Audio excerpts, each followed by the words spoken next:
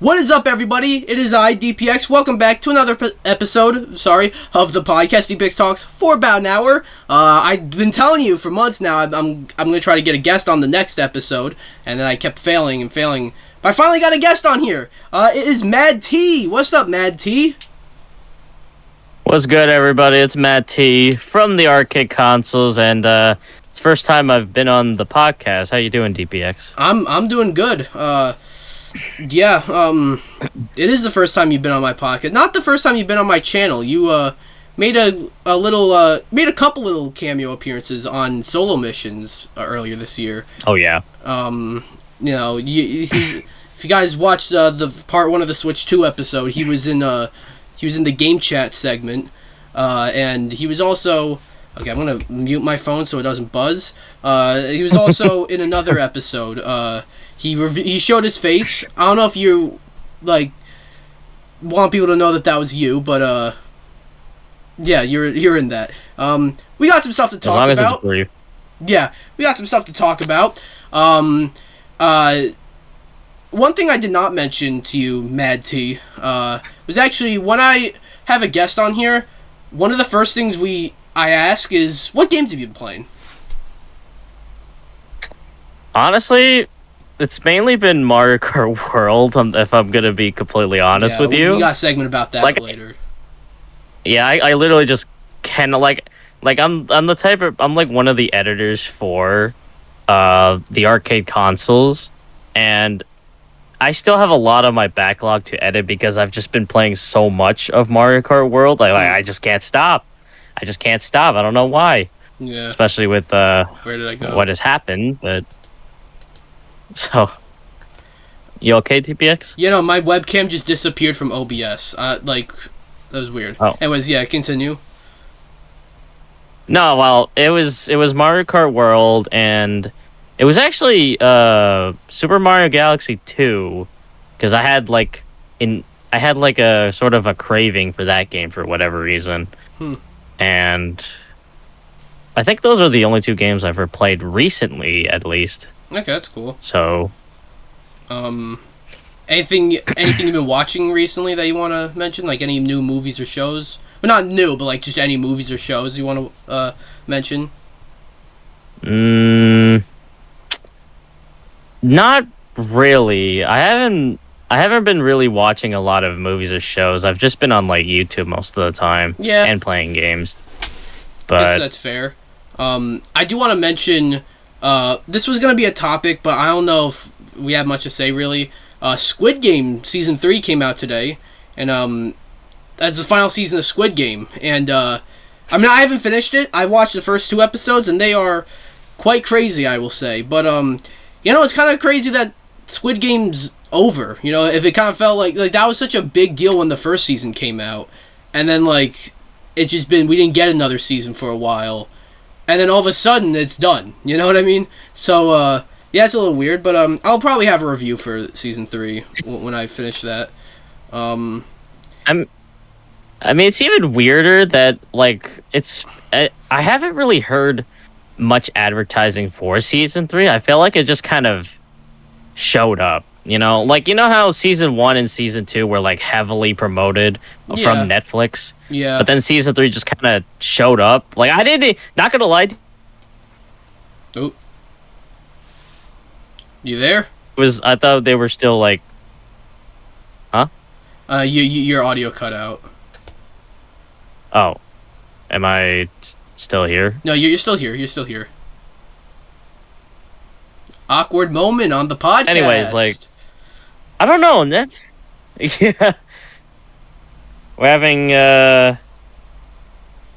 some technical difficulties. We're all good now. We're all good now. So just continue what you were saying. Okay. But anyways, I don't know. Maybe it's just me, but I haven't really heard any sort of promoting for season 3, which is a little weird considering this is the final season. Mainly, maybe it's just me. But it's weird that Netflix hasn't really. I haven't seen much in terms of marketing for season 3 as much as seasons 1 and 2. So the thing is, you are not the first person I've heard say that today. But I don't know if I completely agree. Like, the marketing, I'll agree, is definitely not as, like... was definitely not as, like, crazy as, like, the first 2 seasons. But I, like... I knew this whole week that it was coming out. So, I don't know. Maybe I'm just, like... I really like the show, so maybe that's why. But, yeah, that's what I got to say about that. And, obviously, like, I don't really usually talk about what I've been playing if I have a guest on. But I do want to talk about the Gex Trilogy. Because that... I wanted to make a review for it, but it came out at a time where I'm kind of just, like, weirdly, like, not... Like, I don't know, it was a weird time for me, and I didn't have enough time to review it. But I did... actually, I have been playing it. And, look, all jokes aside, because I like to praise Gex like it's the second coming of God, but, like, that's a joke. The first Gex game, solid game. There are better platformers, but it's a solid game. The next 2 games are also pretty decent, but they're better platformers. But it is cool that we see Gex come back in this way. You know, Gex did have, like, a resurgence in popularity because of YouTubers like Scott the Woz, obviously kind of, like, made Gex into a bit of a meme. But, yeah, it's a fine collection. Like, the games definitely look really good now. One issue I have with the games, with the collection, that's really annoying is, like, you know how in a collection game where it's, like, you want to pause the game, but, like, not pause the game, like, maybe go back, like, pause it to, so you go back to, like, the menu of the collection, if that makes sense? You know what I mean? That makes sense. Yeah. Yeah. Like, the button you press for that is, like, you press, like, the RS button, so, like, one of the control sticks. That's so weird, you know? Well, I guess to kind of stand out from all the other platformers out there, and if anyone can get a new game that's not Bubsy, it would be Gex, really. Yeah. I think Gex would be more deserving of a new game than Bubsy, if I gotta be honest. Yeah, because Gex is actually... People actually like Gex. Like, memes aside, people actually like the games, you know? The games are kind of held in, they're not, like, these... in this crazy high regard, but they're held in, like, decently high regard, right? Bubsy, nobody likes Bubsy. And the treatment that LRG just gave to Gex by, like, doing a remastered trilogy, they're doing the same thing for Bubsy, by the way. And, like, but, like, no one likes Bubsy. It's not even, like, ironic, you know? Nobody likes Bubsy. So, yeah. Did you also, I assume that the Switch 2 version of Gex Trilogy has been fixed, right? Or are they still trying to fix that? I don't know. I did not play it on Switch 2. I played it on Steam, so... That's what I heard, though, is that the Gex Trilogy on Switch 2 is, like, apparently the only one that's broken. Like, it literally, like, does not work. Like, it's unplayable. Yeah, and that's a little strange. Mm-hmm. Yeah. So, if they fix it, good. But, yeah. Anyways, we're going to get into the bigger topics. Maybe throw in some, we'll sprinkle in some other smaller topics. You know, we got some movie news, some gaming news, a topic that MadT comes up with himself. But we're going to start off with an update for a new game called Mario Kart World. It's rare that I talk about a patch, you know. But, you know, to give my opinion on the game, I made a whole almost 20-minute review of the game. Really love it. You know, it's definitely, like, you were to ask me if I think it's worth $80, that is a very tricky question. But I think it's a lot of fun. It's a great launch title for the Switch 2. It's a great new direction, a promising new direction for the Mario Kart franchise. And I think it's really good. One thing that the new Mario Kart game introduces that people have some issues with is intermissions. You know, you play Grand Prix, and there's... to go from one track to the next, you race through these intermissions. You know, you race from one track to the next track. You know, you don't just play each track all 3 laps, you know. And some people don't like that, which you can, you know, you can do like a normal race and they don't have the intermissions, but whatever.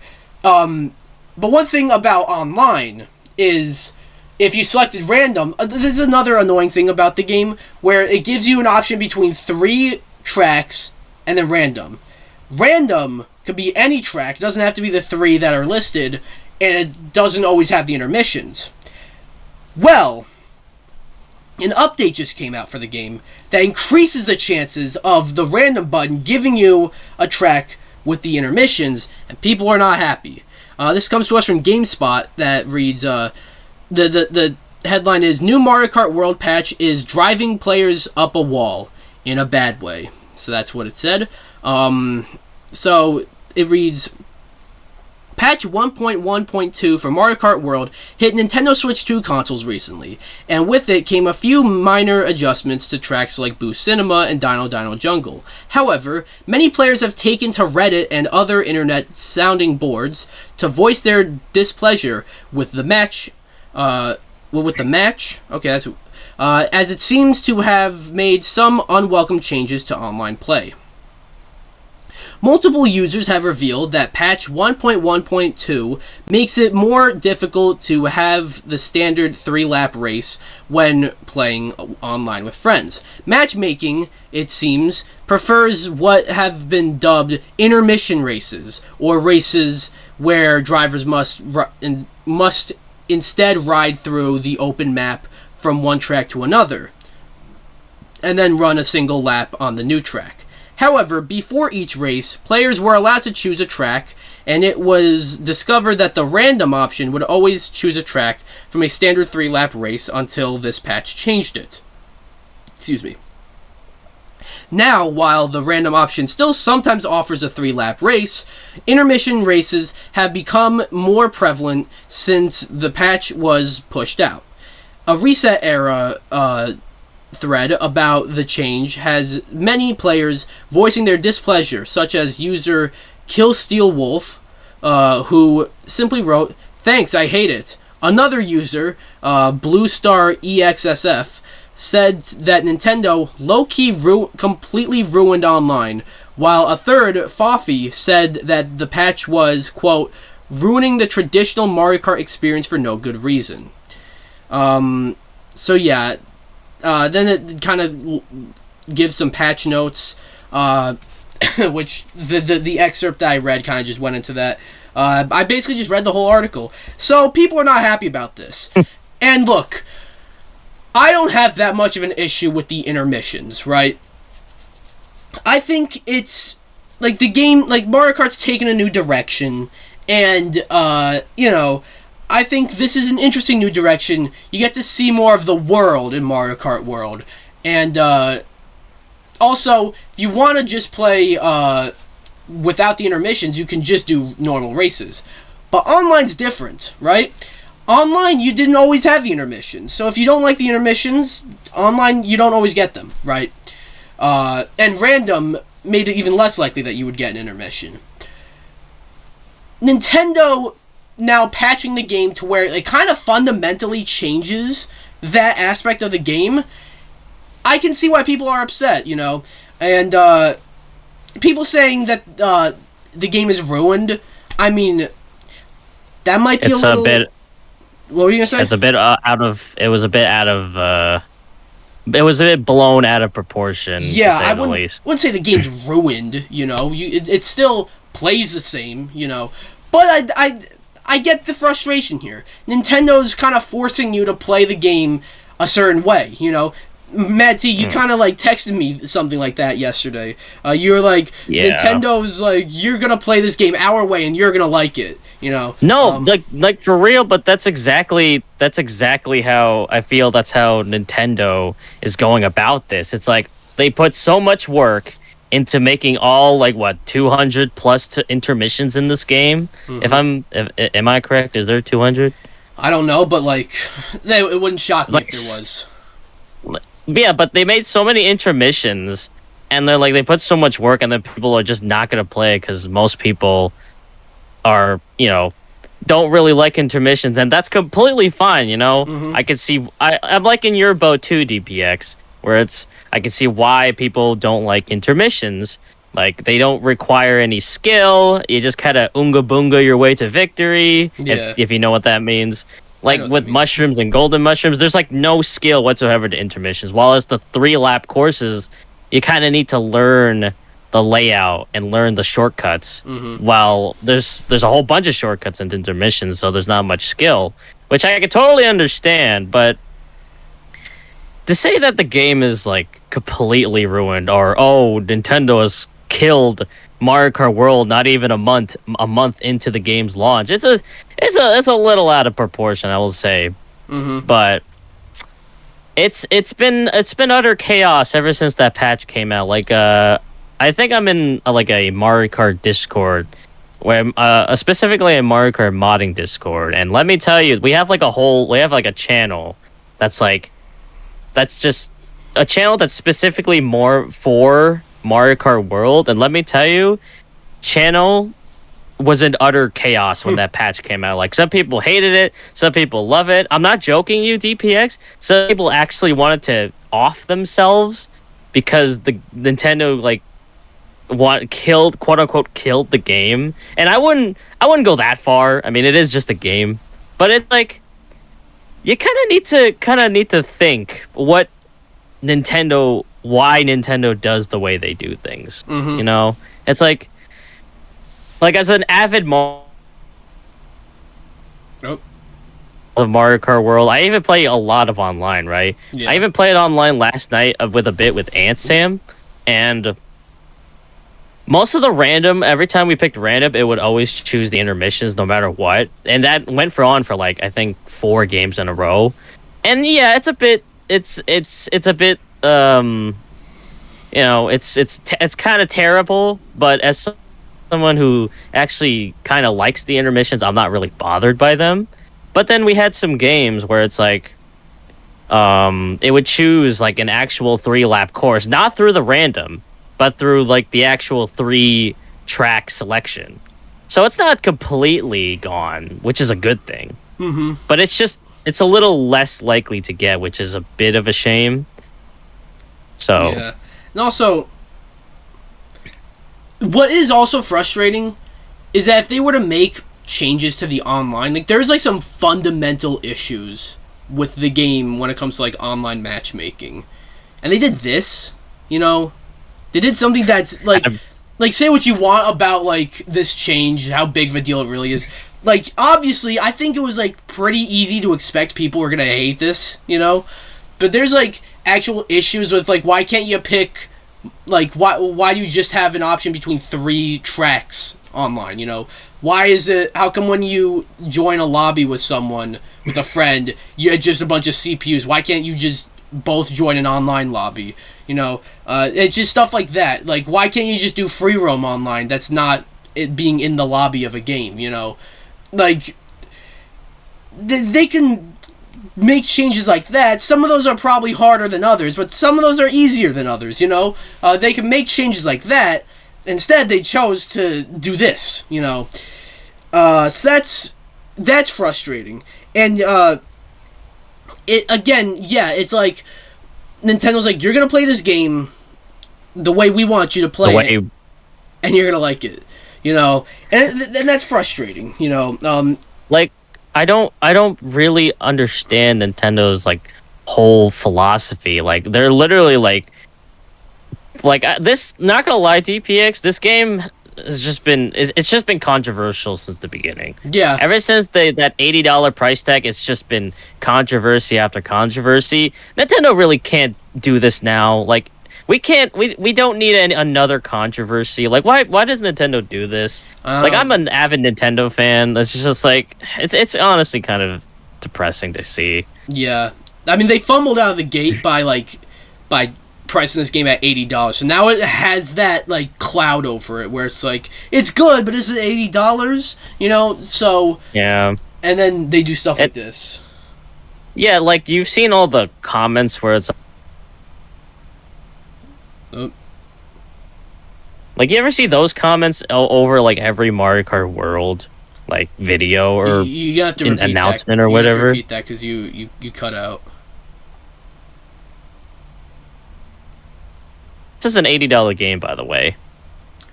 Yeah. So yeah, now it's just like they cut out like Oh, sorry for interrupting. No, it's okay. You're good. Over, like, oh, now we can't. Now we don't have the freedom to choose 3-lap tracks anymore. We have to play by Nintendo. Your audio is cutting out a lot. Just so It really does. Your audio is cutting out a lot. Just so you know. Really? Yeah. But yeah.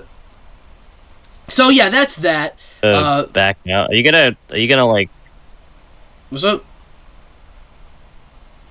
Are you gonna cut this part out of the podcast because it's cutting out? Let me pause it. All right. All right. So we're back. Some technical issues there. Hopefully, nothing else comes up. So we were gonna move on. We're gonna move on from Mario Kart, kind of, because the next topic also has to do with Mario Kart, but not entirely.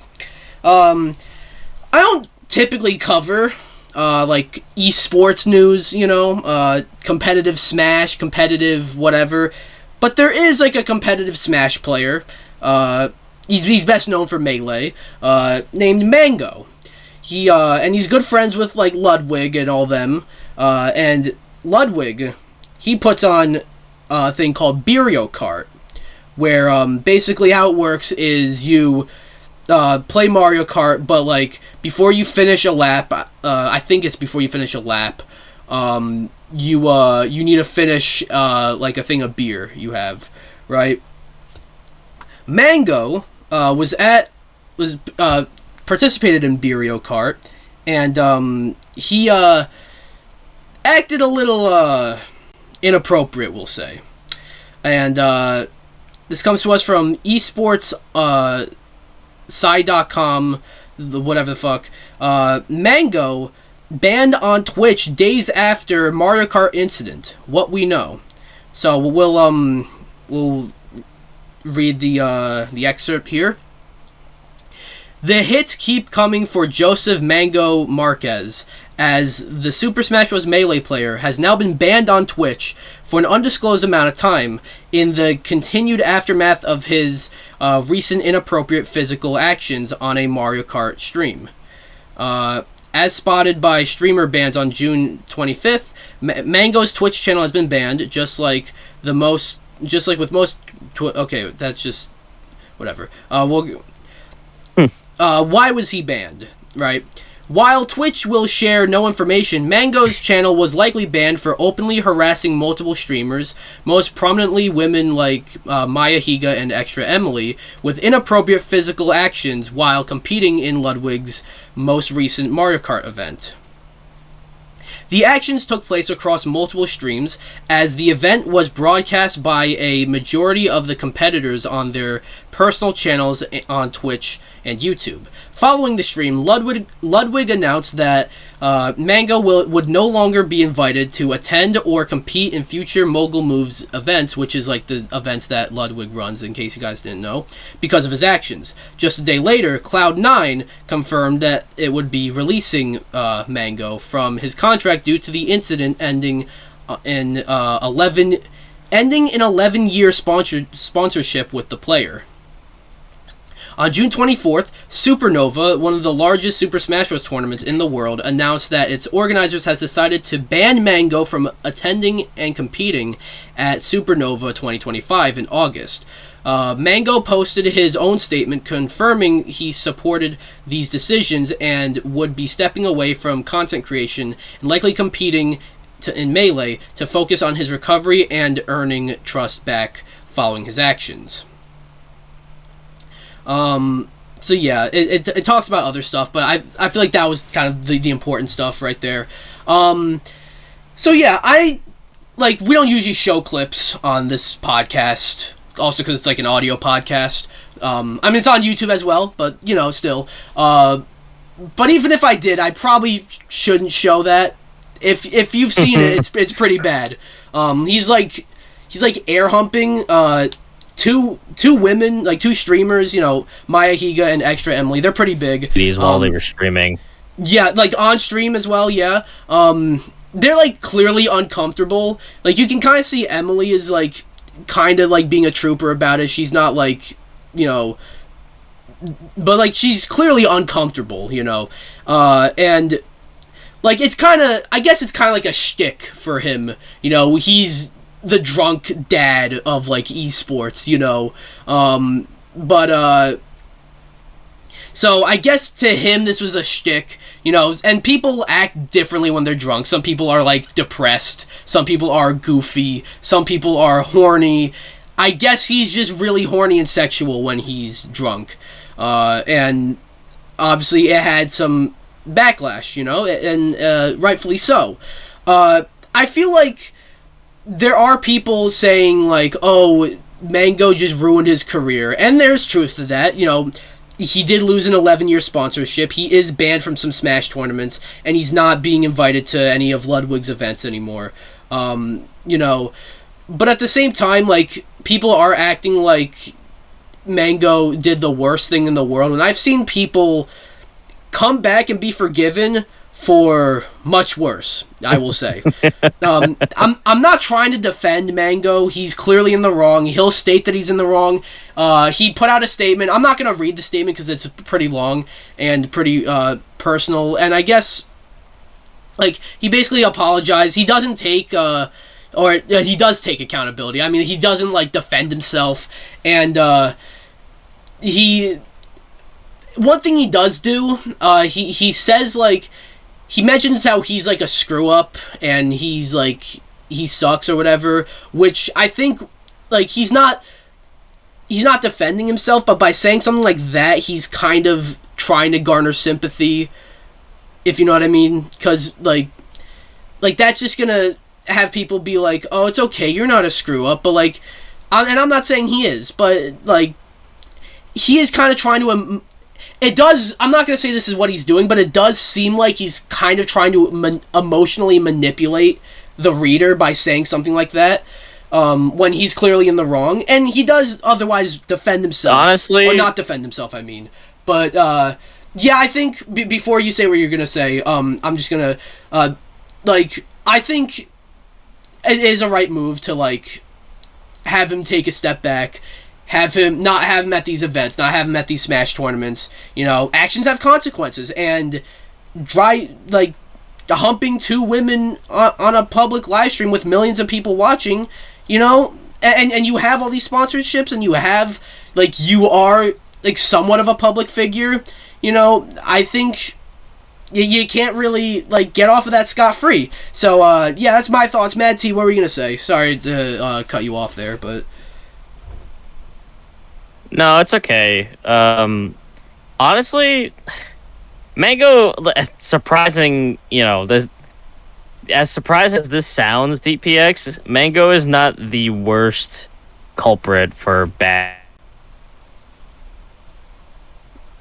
I'm not going to get into that because it's not what we're talking about, but he's not the worst. I'll just say that. Yeah, no, he's definitely not the worst. But it's weird.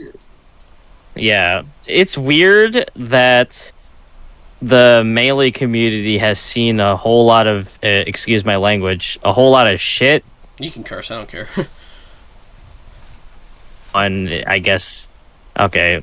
It isn't it's just to add to the list of things that's wrong with the Melee community. Yeah, I think what it is, it's not so much like drama in the Melee community. Like, sure, it's a Melee player, so that's where the connection is. But I think like the reason why this got so big is it kind of like this wasn't a Melee live stream, you know. This was a Mario Kart live stream, and it's also Ludwig, who's kind of transcended Melee. So like that kind of made it bigger. Like, there's more eyes on it. But yeah, I get that, but it's like we associate Mang0 with the Melee community. Yeah, obviously, and because he's like one of their biggest players ever, because he's been playing this. Sorry. Plus, association with the Melee community is like 2 levels of bad, right? And we've known that Mang0 can get drunk like so often. He's a drunkard. Yeah. Your like audio. Many times, but I think. Oh my god, are you serious? Yeah. What the hell? My internet bad? Hold on. We're having a lot of technical difficulties. Okay, we're back. Some technical difficulties again. We should be good though. Let's not. Yeah, I don't know. Fingers crossed. Let's not jinx it. But yeah, we were. Yeah. MadT, you were kind of talking. I kind of forgot what exactly you said, but you're kind of talking about Mang0 and how he is like a drunk, and he is.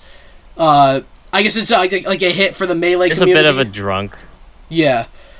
And that's kind of like his thing. It's funny too. It's like a community. Oh, sorry. No, it's fine. I was just saying it is his thing that he's drunk, you know. That's like his whole persona. But you see it kind of went a little too far, you know. I also think we live in an age where like you can't really do any thing like that anymore. Like it was fine around like the mid 2000s and 2010s when, you know, everyone was like, oh, ha, like, you know, everything is all fun and happy. But now everybody's just like, I don't want to make this like political or anything. This isn't a political podcast. No, it's not. So, but like, I mean, I don't know. We just live in. No, I agree with you what you say, but like even back then it wasn't okay. It just like it wouldn't have blown up like this, you know. And I'll even say if he did that with to two guys, that's true. If he did that to two guys, like it would have been seen as like, oh look, isn't that funny? Like he's just goofing around. Does that to two women though, and it's kind of like, you know, like, you know, there's just like some boundaries there that you break. I'm not condoning his actions at all. No, like, definitely obviously not. That's not good. Like I think he kind of deserves the ban. It's like the Mario Kart update, reacting to the Mario Kart update. Like it's a little blown out of proportion. But what he did was like not right. He probably wasn't in the right mindset anyways. Like he probably doesn't even remember. Yeah, because he was drunk. So it's like, but he'll put up with it. You know, it's fine. It's just like, I don't know. It's I wouldn't say it's weird, but it's like we're kind of living in an age where it's like you can't really do as much edgy stuff. Yeah. There's so many like you know, bad stuff. Well, not bad stuff, like consequences to doing like something like that. Like it could have been fine, I guess, because it was like a much different time. I don't know. All I'm saying is that Mang0, you know, he's a drunkard. Like we all knew that, and he should have not done what he did. But he's been doing it for years. I don't know about humping women, but yeah. So, well, not about humping women, but getting drunk. But. Yeah. Anything else you want to say before we move on? Well, I hope Mang0 bounces back from this, and he doesn't do it. Obviously, he knows not to do it again. His career is on the line, for crying out loud. Yeah. So that's all I have to say. That's all I got to say. All right, moving on to some movie news. This isn't just MadT. I don't know if I ever really told you this, but like this isn't just a gaming podcast. I basically talk about whatever I want to talk about on here. Yeah, we've got some movie news. So one thing that definitely would have been something I would have talked about on here, but like it just happened when I, like during that stretch of time when I just didn't do an episode of the podcast. The Broccoli family lost the rights to or ownership to the James Bond franchise. You know, it completely went to MGM and Amazon, and people were shouting doom and gloom. Now, to give my opinion on first of all, the James Bond franchise. I'm not like the biggest Bond fan, you know. I haven't even seen that many of the Daniel Craig movies, and like I'm not like I like Bond as like a franchise, you know. GoldenEye is a great game, but yeah, it's like, ooh, my laptop is loud, but it's let me move my mic away from the laptop. But, look... You're also kind of cutting out, like, a lot. Oh, really? Yeah. Well... Like, you're literally, like, glitching. Oh. Oh, well. What is going on today? We're having a lot of technical difficulties today. Yeah, I don't know what's happening, man. But, anyways, I like Bond. I'm not a big Bond fan. But... ever since the Broccolis lost the rights to Bond, there's been discussion who's going to direct the next James Bond movie. Well, it's confirmed that the director for Dune, Denis Villeneuve, will direct James Bond, the next James Bond film, which is quite crazy if you ask me. This comes to us from NPR. Dune director Denis Villeneuve views the world of James Bond as sacred territory. Now he'll have a chance to shape that world. The Quebeco... This is a weird word I don't think I've seen. The filmmaker is directing the next installment of the... what's with these fucking words? He said... this is a quote from Villeneuve. I grew up watching James Bond films with my father ever since Dr. No with Sean Connery, Villeneuve said, as Amazon MGM announced that he will helm the next 007 movie. I'm a diehard Bond fan. It will be the latest prestige property for Villeneuve, who made Blade Runner 2049 before turning to the notoriously complicated stories of Dune.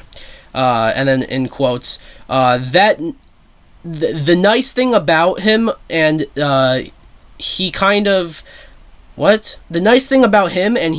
proved it really dramatically in the Dune series, is he can do spectacle, but he also does character and emotion. Stephen J. Rubin, author of the James Bond Movie Encyclopedia. I mean, those Dune movies would have died on the vine if you didn't really get behind his lead characters and villains. But don't expect a Bond film anytime soon. Villeneuve is working on Dune Messiah, his third film based on Frank Herbert's epic series. Dune Messiah is not expected to hit theaters until December 2026. So... yada yada yada, a bit more about Denis Villeneuve's history of making films and James Bond. Look, that's interesting. You know, I'm not quite sure how great of a fit that is, but I think that can work. It would be a very different type of Bond movie. But I'm interested to see this. I guess after MGM took over James Bond, we've also saw the new James Bond game from IOI Interactive, which looks really cool. First Light James Bond, or First Light 007, whatever it's called. I can't wait for that game. But Denis Villeneuve directing a new James Bond movie, I think that's an inspired choice, MadT, I don't know if you're that familiar with Denis Villeneuve, if you're that familiar with James Bond, but with what you know, what would you say about this whole thing? I'm actually curious about who Villeneuve James Bond anymore. Wait, repeat what? That. Am I cutting out again? You did, yeah. Oh. Just repeat what you said. Okay. Oh, I'm more curious about who Villeneuve is gonna. Oh God. All right, so yeah, we're back. Would you believe it? Another technical issue. MadT, you were talking about Denis Villeneuve and James Bond. Yeah. I was saying before how I'm more curious about how Denis what was his name? Denis Villeneuve. I know it's a bit of a tricky name. Villeneuve. Okay. Did you say? You just call him Denis, I guess. Denis. Okay. I'm curious about who Denis is going to choose as the next James Bond, because I know Daniel Craig is not going to come back as James Bond anymore. I've seen some people say that they want Henry Cavill to be the next James Bond, and I could totally see that. I think Henry. I don't mean to interrupt you there. I think I could be wrong here, but I think Henry Cavill was actually the runner-up to play James Bond before it went to Daniel Craig. So. Oh yeah. Yeah. I heard that too. Just the only thing is, I think Henry Cavill might be a little too buff to be James Bond. I don't know. He just this really big James Bond. But that's true, but They can't. I mean, they could find ways to slim him down. He's British, so that's like probably all they need, really. But yeah. So you were saying? Yeah, they also sorry. No, I was just saying. Continue. Oh, sorry. Okay. They also they were also kind of like looking over like Idris Elba as well. Yeah, I think as like James Bond too. That wouldn't be a bad idea, but I think he might be a little too old. Like, I don't know. Like, what might happen? Honestly, they might just pick someone who we've never heard of. I can see that happening. Who's also British, or at least in like the common. Especially the new James Bond game. Yeah, like they got like a younger guy to be James Bond, and it's like before he was James Bond, you know. Yeah, it's funny too because I've seen some comments saying that it looks a little bit like Mission Impossible. Mm-hmm. Because it feels like they're trying to go down that route, which is not a bad thing, of course. Mm-hmm. But in terms of the movie itself, it's interesting that the Dune director is playing that because you've seen the Dune movies of how like good those are. Yeah. So I kind of have faith that he can. Yeah. So that's sorry. Go ahead. So it'll be kind of interesting. I've personally never seen the Dune movies. I just never had the time to. Mm-hmm. But they're long. Yeah, they are long, especially if you read the book series too. Mm-hmm. So, but it is interesting. I am kind of curious where they're gonna go with that. I mean, James Bond isn't one of those franchises that didn't go down under like some other revived franchises. I mean, Mission Impossible literally just finished with Final Reckoning. Yeah. So I think James Bond is in a pretty good spot. It's like I think it's like one of the few movie series that hasn't gone under. Mm-hmm. That might be a bit controversial to say. No, I don't think it is. That's just me. But yeah. So yeah, overall, Denis Villeneuve about this new James Bond movie. Yeah, overall, Denis Villeneuve directing Bond. I think that's an inspired choice, but I do want to see how that turns out because. Want to see if that's like a good mix. But yeah, anything else you have to say? Yeah, I think I have faith. Like I think I used to watch a whole lot of James. It was what was it, Spectre? Yeah, Spectre. There's like Spectre, Casino Royale. Yeah. It's a few others. It was don't forget Skyfall. Skyfall, yeah, that's a big one. No Time to Die was the last one. Spectre was like. Oh yeah, No Time to Die too. I don't know if that was a good movie or not. I didn't see it. I heard mixed things about that movie. I never saw it either, but yeah. I have faith in this director. You know, I'm more curious about who is going to play James Bond next, more than the movie itself. But we'll have to wait and see. Yep. All right. So moving on. I don't know if we're going to talk about this one that much. I don't know if there's really much to say about it. So this could be a brief thing. But I just felt like updating this because this was one of the big topics in the last episode. They're coming out with the Street Fighter movie next year. And the cast is taking shape. And it's very interesting. Because you got Andrew Schultz and 50 Cent in the movie. 50 Cent has joined the cast. I don't think this article talks about Andrew Schultz, but we'll talk about him in a second. 50 Cent has joined the cast of the long-delayed Street Fighter movie alongside Jason Momoa and WWE superstar Roman Reigns. And you know what? Hell yeah. That's what it says. So yeah, I'm not going to read through this whole thing, but 50 Cent is going to be playing Balrog. Or Boxer, if you're not from here. And he's officially been cast. Like, this isn't like he's not in talks. He's been cast. Right now, as of right now, the cast also includes Jason Momoa as Blanca, Noah Centineo as Ken, Orville Peck as Vega, WWE superstar Roman Reigns as Akuma, martial art martial artist actor Andrew Koji as Ryu, and Kalina Liang as Chun-Li. And then this doesn't mention it, but Andrew Schultz is also going to be playing Dan Hibiki. What a weird cast for a Street Fighter movie. Did not think I'd see Andrew Schultz, Roman Reigns, 50 Cent, and Jason Momoa all like being in a fucking Street Fighter movie together. That is weird, but you know what? I'm here for that, you know? I'm not too familiar with Andrew Schultz. I know he's a comedian, and you said that no one likes him, so apparently he's not well liked. That's the first I'm hearing that he's not well liked. Yeah, I mean, I don't know why he's not well liked. Maybe I don't know if we should get into that, but again, it's just this it could be like one of those. No, what are you gonna say? I want to. Oh, I want to hear what you're gonna sorry. say. I keep cutting you off. It's all right. I apologize.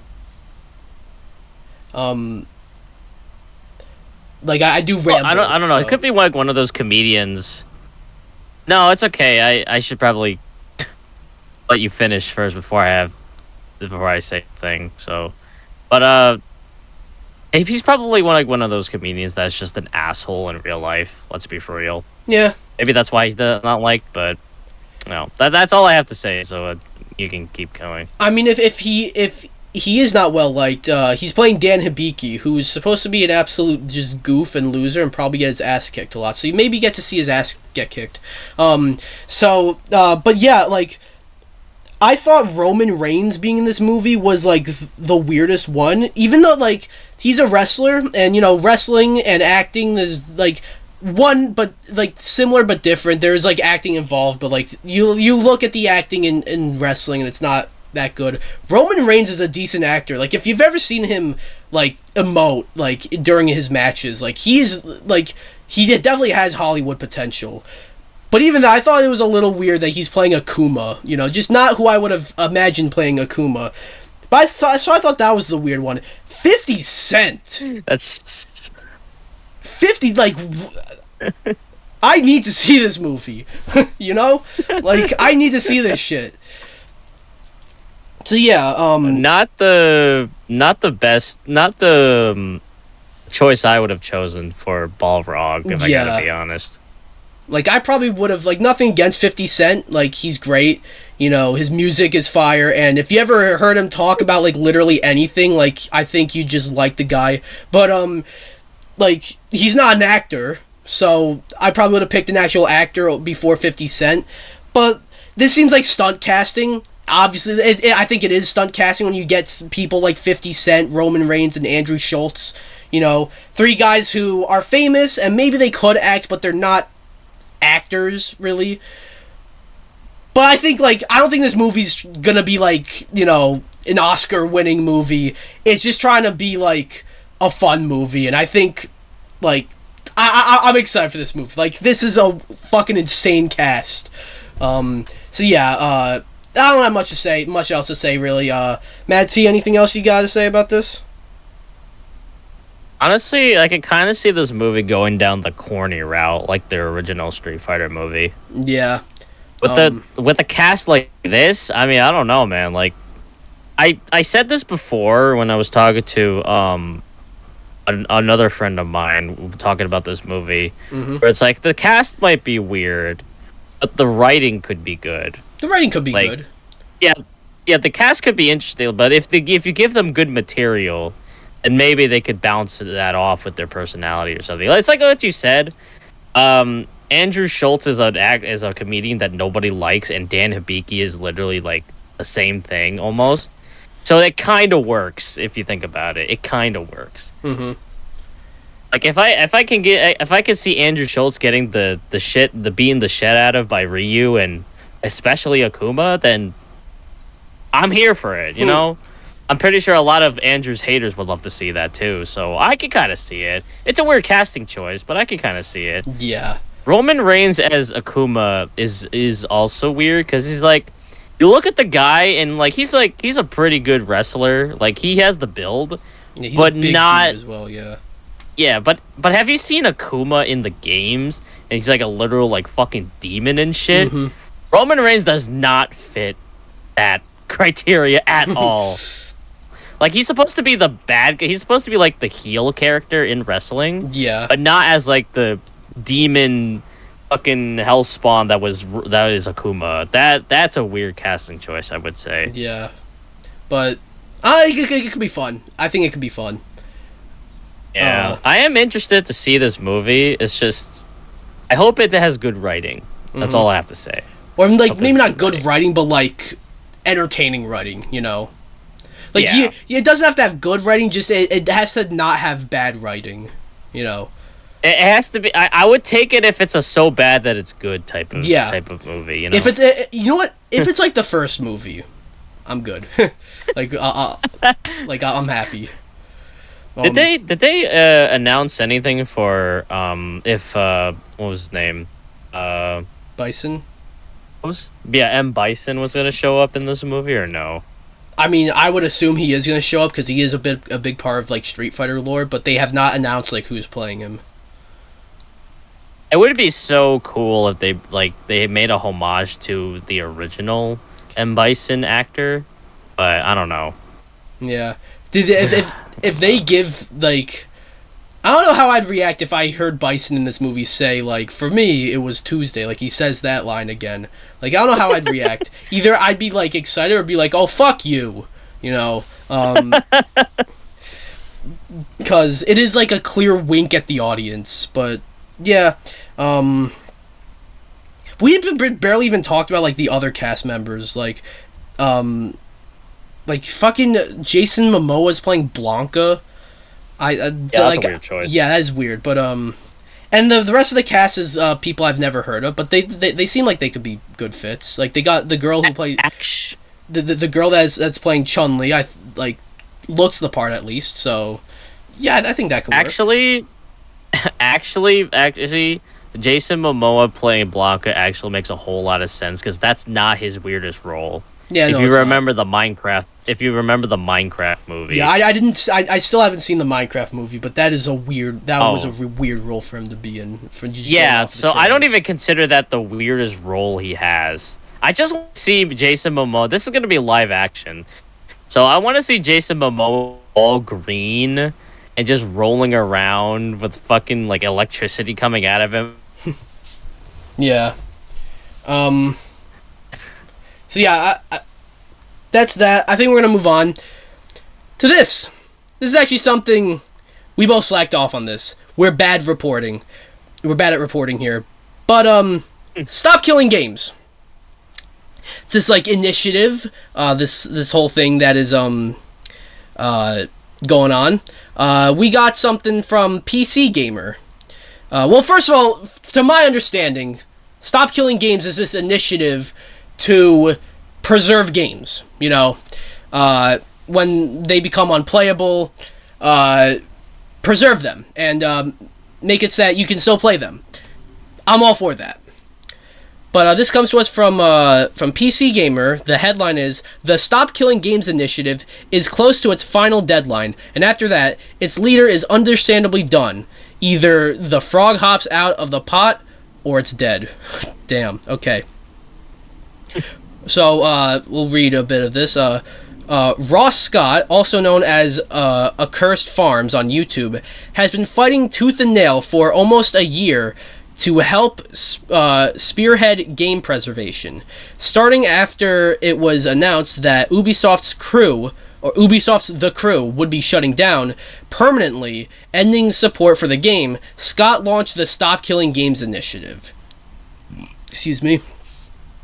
As per a YouTube video shared above, it is shared above, but it's been a hard-fought battle, one that may well be in its final twilight years. Given the UK government's stubborn stance on the issue, Scott's got his tempered hopes on the European Citizens Initiative, which, since its launch last August, is still shy of 500,000 signatures.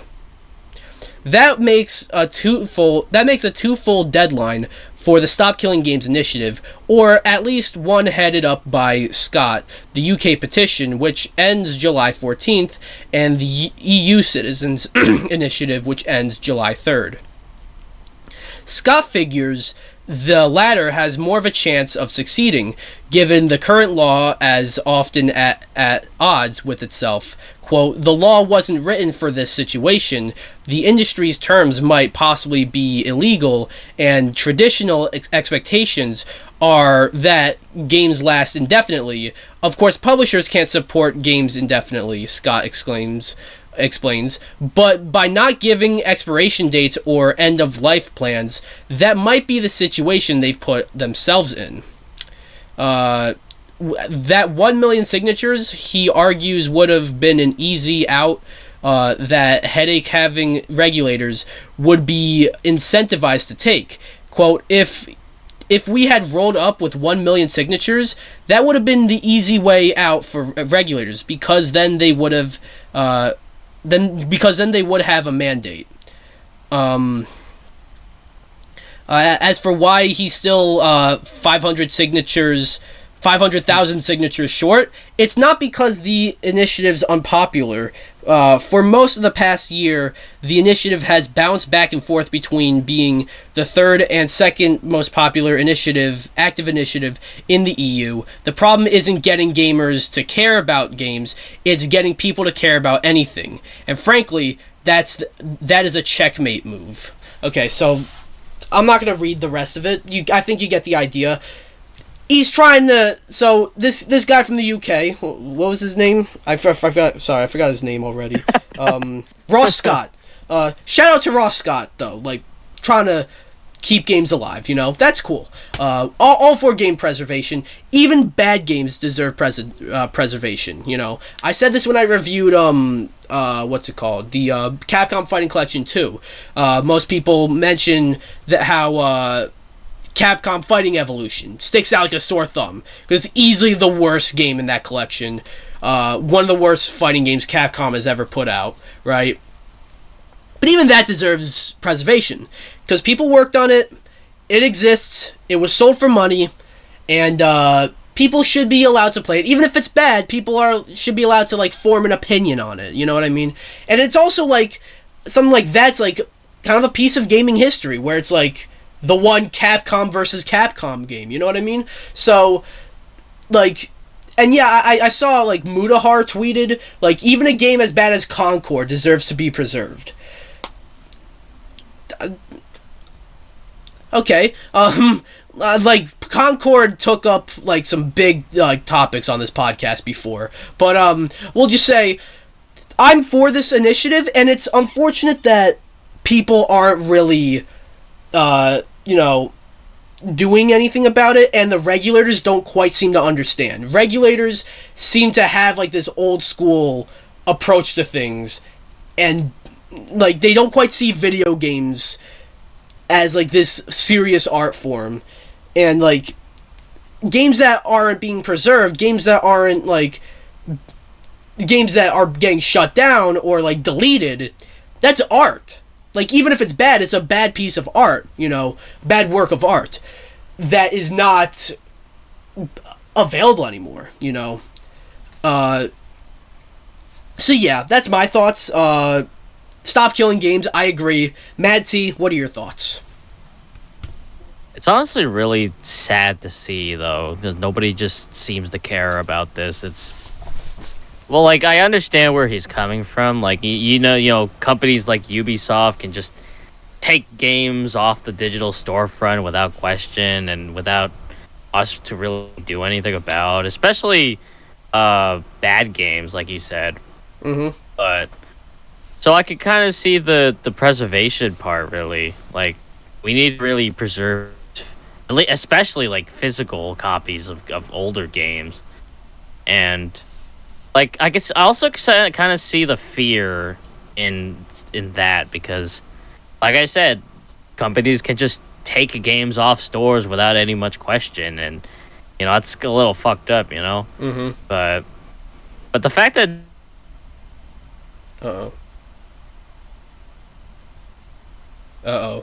like, well, you know, it says a lot when like regulators and other people just don't seem to care, and he kind of stopped caring a bit, you know. Well, I wouldn't say he stopped caring; it more like he gave up because Like, why put in, like, he put a lot of effort into this, but nobody just seems to budge. So it's like, it's just sad. It's just really sad.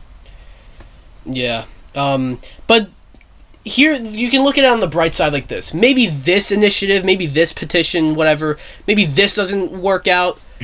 But if someone else tries, maybe that works out. And if that doesn't work out, someone else will try, and someone else will try. Eventually, I feel like something could get done. Maybe, like, they don't pass a law to, like, always preserve games, but maybe something gets done about that, you know? Maybe if you, like, remove games, like, you can refund them or something. I don't know. Like, I think this is, if this doesn't work, if this specific initiative does not work, maybe it's a step closer to a different initiative that has the same goal that will work, you know? Like, that could happen.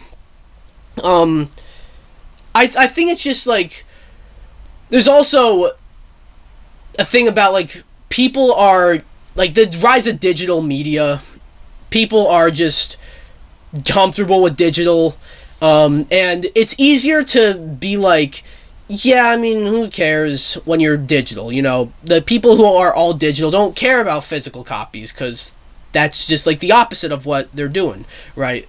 But also, it's easier to lose access to your stuff if it's digital. So that's another thing. So, it's a big old can of worms. That's my thoughts. MadT, any final thoughts? See, that I kind of agree with. The fact that digital, the rise of digital copies of games, like, so easy to buy now. You don't have to go to a physical store to buy games anymore. Mm-hmm.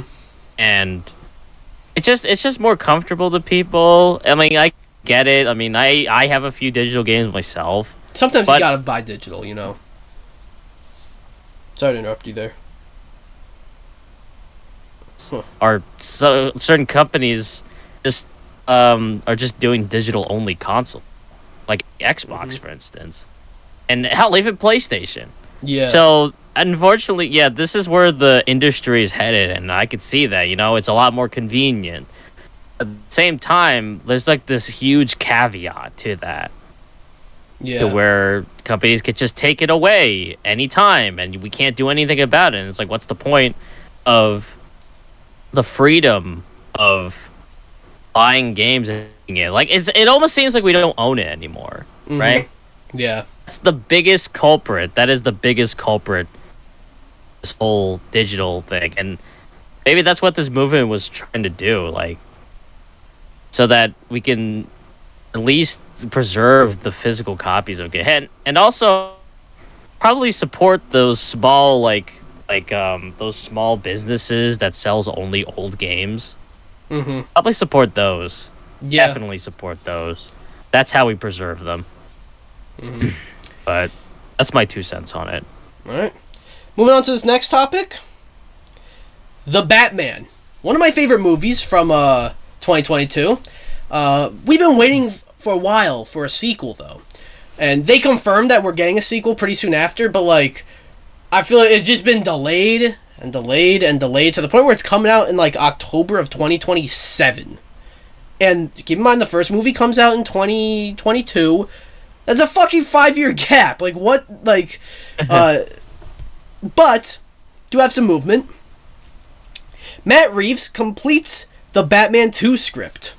This comes to us from Deadline. We'll read a bit of this. Matt Reeves and Mattson Tomlin have completed their script for the Batman 2, more than 3 years after the first film starring Robert Pattinson came out in theaters. The pair shared a blurred black and white photo of the script with a bat on the cover, under which the fuzzy title seems to say The Batman Part 2. Reeves captioned the post with which is a collab share with co-writer Tomlin, partners in crime fighters. He also tweeted the photo and tagged Tomlin. The caption cleverly alludes to Robin, who did not appear in the first film. Ooh, that's interesting. who are they gonna have to play Robin? I guess we'll talk about that later. The sequel was first announced in April of 2022. Okay, that's like a month or so after the first movie came out. But on the heels of the first film's March 4 release, which also starred Colin Farrell as Oz the Penguin, Zoe Kravitz as Selena Kyle, Jeffrey Wright as James Corden, and Corden. Wait, what the fuck? Okay, James Corden. I think they got that wrong, but and John Turturro as Carmine Falcone, and Paul Dano as the Riddler, and Andy Serkis as Alfred, and more. That list just kept going. I kept saying but it kept going. So there's not much. I mean, there's more in this article, but there's I basically just gave you the gist. The script is complete. Or the script at least has been handed in. Maybe they need to rewrite it or something like that, but they handed in the script, so that's progress. I feel like they're waiting a little too long. It's still not supposed to come out for another 2.5 years almost, and by then obviously it's Batman and it's a sequel to a well-beloved movie, a movie that did well at the box office. So I'm not gonna say are people not gonna care, but is the hype gonna be a bit gone? Because maybe they wait a little too long. It's kind of like Squid Game. We kind of talked about Squid Game for a little bit earlier in this podcast. We didn't the first season was a huge hit. By the time the second season came along, it was still popular. People watched it. It did well. It was still a solid season, but by then the hype was gone. It wasn't there wasn't a hype for it, so maybe they wait a little too long. So I said it's kind of like Squid Game, where it's by the time it came, the second season came out, it just wasn't the biggest thing in the world anymore. So I think maybe you waited 5 years to release, and maybe they can move it up. They have enough time to where they could move it up, possibly. But 5 years after the first, 5.5 years after the first movie, maybe you lose some of that hype. But it's good to know that they put in a script, and Robin's apparently going to be in this movie. MadT, what are your thoughts on the Batman 2 script getting handed in? And on top of that, who do you think could play Robin? I have no idea who can play Robin.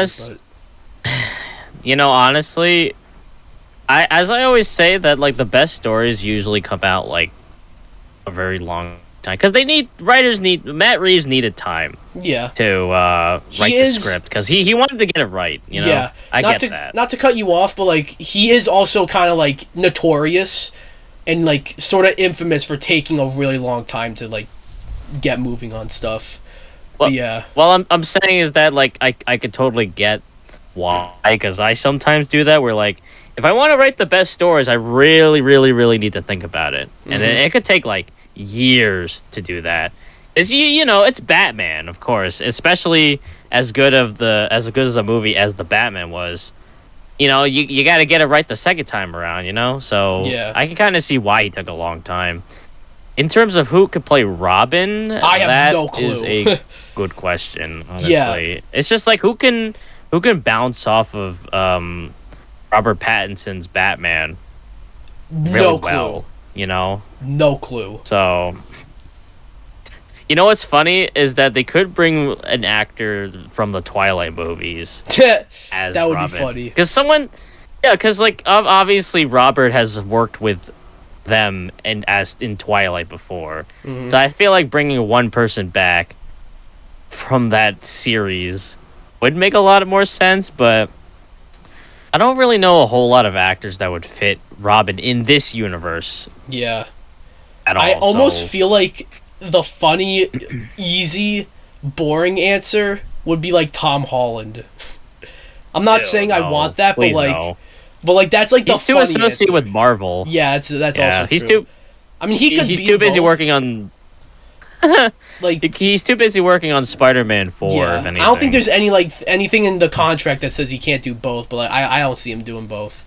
I can't even see him as Robin though. Yeah, no, that's the thing. It's just he has too much of a, I don't know, a goody, like personality, if that makes sense. I don't know. Yeah. Yeah, I guess there's not much to really say about the Batman 2 script, but it is cool that we finally got a script in, over 3 years after the fucking first movie. But yeah, any final thoughts? Oh god, I really hope it's good. We waited so long for the Batman, and if we make a movie that's not as good as the first movie, that's gonna raise some eyebrows. Yeah, it's gonna raise some eyebrows. Yeah, especially like how Joker 2 went. Oh god. Yeah, let's hope it doesn't end up like that. But I'm not saying it's going to. I'm just saying, like, hopefully it's, like, just as good as the first movie. Mm-hmm. But if it's, like, mid, then we're going to have some problems. So. All right. Well, that's that. And, all right, Wait, hold up. Okay. Well, I've already unpaused, but, this time I did not pause it for technical issues, by the way. Wow, look at that. But yeah, so I have a guest on. So for the final topic, what I like to do, this isn't always, it's not always for the final topic, but like it kind of like just happened that way today. What I like to do is when I have a guest on, I will have the guest come up with the topic. So MadT, what is your topic? Well, we're going back to the Switch 2, but this time it's not about the games itself, but more so on the console. Yeah, still don't have their Switch 2s yet, so, and they're so desperate to get one that 3,000 consoles have just been stolen when from a truck. So I'm reading an article from HIJACKED. 4 million were stolen in a Brazen GameStop truck heist. So nearly 3,000 Switch 2 consoles have been reported stolen from a truck transporting stock between Nintendo of America's headquarters and a Texas GameStop, which is a little insane because how many people managed to, like, how did that even go down? Like, that's the real question. I don't know. Anyways, I remember, like, I remember this happening once with, like, Amiibos and, like, new 3DSs, and now it's happened with the Switch 2. Like, that's crazy. Yeah. Like, but anyways, like, tracking down the culprit or culprits may not prove easy. However, as investigators say, they are currently unsure exactly where the theft took place along the driver's 1,332-mile journey. Was this a planned operation with a truck tracked from Nintendo headquarters in Redmond, Washington, and targeted specifically? Or was this a random theft? Police say multiple pallets of Switch 2 stock were shifted from the truck's trailer, suggesting that at least some level of organization. If caught, police say those responsible could face multiple felony charges for theft. The driver, meanwhile, has said he wasn't aware he was transporting... What? He was transporting stock of the Nintendo's new console. That's crazy. That is crazy. About. That is a little crazy, and it like it shows, like, the numbers like really show, like, everybody just wants this fucking console, man. Like, no matter what, like, yeah. I think the game stuff. No, I didn't mean to cut you off there. I'm just saying, like, that does show that there's a lot of demand for this console. If, like, people are hijacking trucks to steal, which, by the way, condemning that. Fuck those guys, right? But of course, that does show that there's, like, demand, Like I said, this happened with Amiibos, and we all remember, I don't know if you guys remember, actually, how, like, crazy the Amiibo fad was, those are quite crazy, and there was, like, a truck that got hijacked that had, like, the fucking, like, Rosalina Ness Amiibo or some shit. You probably would have hijacked the truck knowing that there was Rosalina Amiibos, but funny enough, I don't even have a Rosalina Amiibo. Oh, I have both Rosalina Amiibos. Interesting. I'm not even a collector. Yeah. Oh, wow, good for you. But yeah, like, that's quite crazy. But just goes to show the Switch 2 is popular and it's selling. Although it's kind of funny that I said it's just a truck getting hijacked shows that it's selling. That is quite literally not the case, but like it shows it's popular. I wouldn't say it's selling. It's more like how many people actually want the console. Yeah. I'm kind of curious if most of those people are actually like scalpers.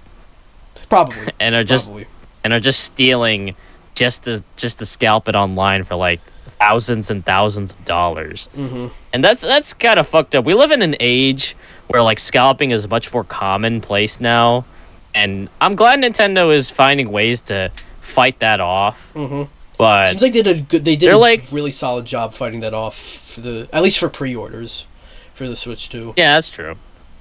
But they're like bugs. They just won't go away, and this is a good example. Just I feel bad for the truck driver delivering the Switch 2 consoles, though. That must have been like a scary thing, honestly. Drop my phone. But yeah, anything else you want to say about that? Keep your Switch 2 safe. Oh yeah, that's all I need to say. You never know when somebody's gonna break into your house and steal your Switch 2 or whatever. Mm-hmm. So, and for those that are watching this podcast, never trust scalpers. Do not buy from scalpers. Never buy from scalpers. Even if it's like trustworthy, like don't give them money for like for scalping the product. Like don't do that. You know. Exactly.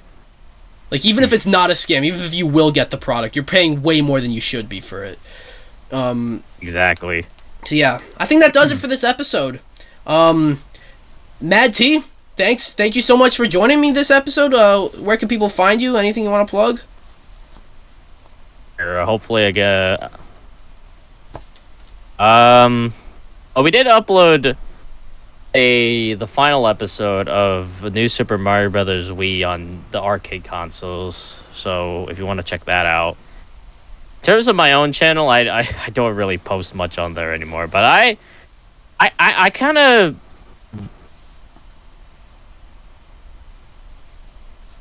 World, because I just have a lot of stuff to say about that game.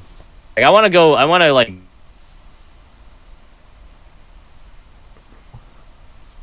I don't know.